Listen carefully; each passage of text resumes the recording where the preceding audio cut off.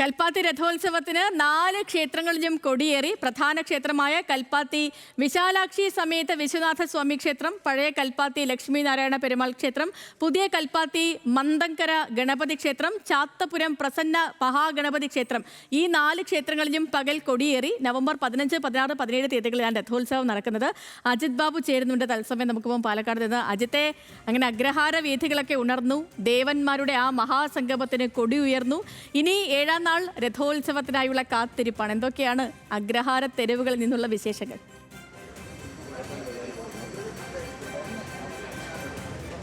സേതുലക്ഷ്മി, നമ്മൾ നിൽക്കുന്നത് ശ്രീ വിശാലാക്ഷി സമേത ശ്രീ വിശ്വനാഥ സ്വാമി ക്ഷേത്രത്തിലാണുള്ളത്. അതിൻ്റെ മുമ്പിലാണ്. ഇവിടെ കാണുന്നത് പോലെ അഗ്രഹാരത്തിൻ്റെ അവിടെ നിന്ന് എല്ലാ ആളുകളും ഇങ്ങോട്ട് ഇപ്പോഴും ഒഴുകിയെത്തുന്ന സാഹചര്യമാണ്. അത് ഈ ക്ഷേത്രത്തിൽ നമുക്ക് കാണാം. രാവിലെ മുതലുള്ള തിരക്ക് ഇപ്പോഴും തുടരുന്നുണ്ട്. എല്ലാ വർഷവും കൽപ്പാത്തിയിലേക്ക് വരുമ്പോൾ ഉണ്ടാകുന്ന കുറേ കാഴ്ചകളുണ്ട്. അത് ഈ മധുരം വിൽക്കുന്ന കാഴ്ചകൾ മുമ്പ് വന്നിട്ടുള്ളവർക്കറിയാം. ഈ കാഴ്ചകളൊക്കെ ഇവിടെ തുടങ്ങുന്നുണ്ട്.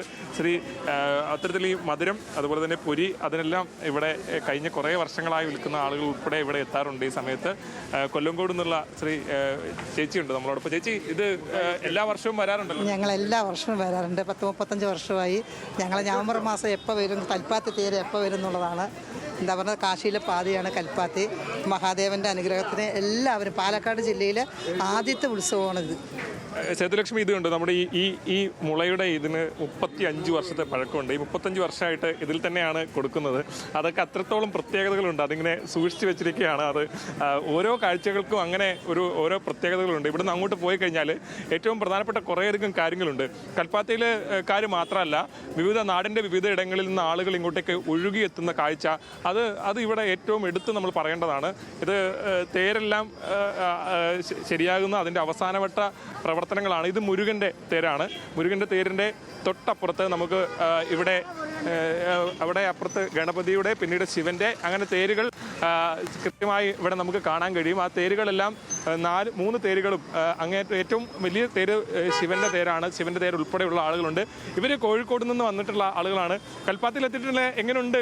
കൽപ്പാത്തി ഒരുപാട് കാലമായി ഞങ്ങൾ കാണണമെന്ന് ആഗ്രഹിക്കുന്ന ഒരു സംഭവമാണ്.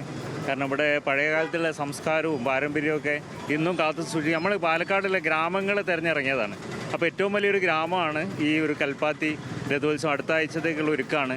ദക്ഷിണകാശി എന്നറിയപ്പെടുന്ന ഈ ഒരു പരിപാടി വളരെ കാലം മുമ്പേ കാണണമെന്ന് ആഗ്രഹിക്കുന്നുണ്ട്.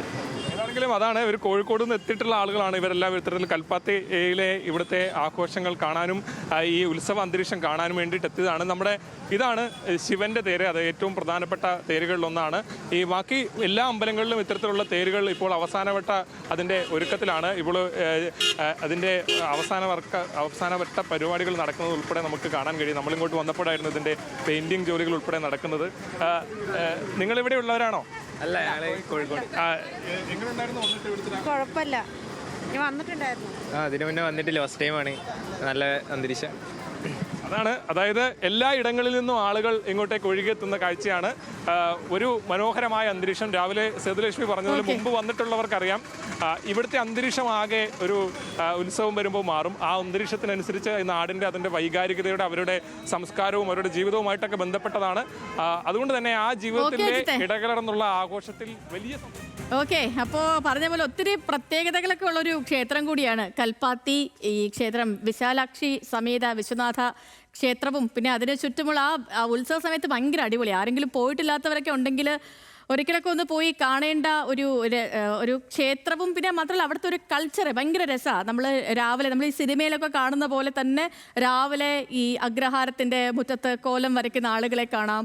ഈ മറ്റേ പഴയ സ്കൂട്ടർ അതിൽ പോകുന്ന ആൾക്കാർ, മൊത്തം പൂവായിരിക്കും അവിടെ. രാവിലെ പിച്ചിപ്പൂ, മുല്ലപ്പൂ ഒക്കെ കിട്ടുന്ന തെരുവുകൾ, അങ്ങനെ ഭയങ്കര ഒരു സിനിമാറ്റിക് ആയിട്ടുള്ള ഒരു സ്ഥലമാണ്. പിന്നെ അതിനൊപ്പം തന്നെ ഈ ക്ഷേത്രത്തിൻ്റെ ഒരു വൈബ് അതും വേറെയാണ്. അപ്പോൾ പറ്റുന്നവരൊക്കെ ഒന്ന് പോയിട്ട് വരൂ, കാണാൻ ഭയങ്കര രസമാണ്. ഒരിക്കലൊക്കെ പോയാൽ നമുക്ക് ഒരുപാട് കാലത്തേക്കുള്ളൊരു ഓർമ്മ കൂടിയായിരിക്കും അത്. അപ്പോൾ അതാണ് കൽപ്പാത്തിയിലെ വിശേഷം.